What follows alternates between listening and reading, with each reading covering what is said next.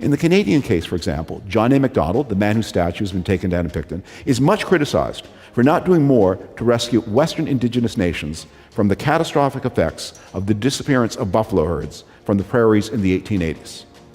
At that time, the West was connected to central Canada by a single line of railway.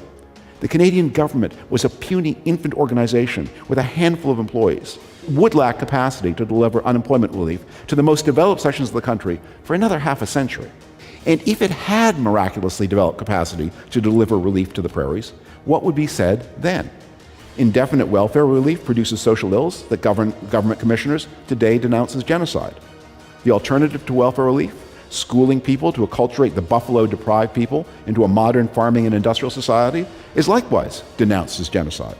Nobody has any world idea of anything that might have been done differently with plausible, better effect. And anyway, anything that might have been done differently would have depended entirely on railways, on the taxing power of the federal government, on the resources of the central and eastern Canadians to be taxed, on some form of organization to deliver those resources where they were needed.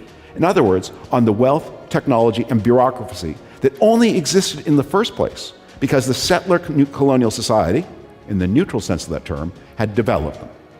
Even the idea that people on the eastern end of a railway ribbon owed a duty of care to people on the western end, thousands of miles away, solely because both inhabited the same fiction of a national territory under the same sovereign, is itself a cultural product of Canada's settler-colonial history. The concept of Canada, the concept of the connection, is itself an invention.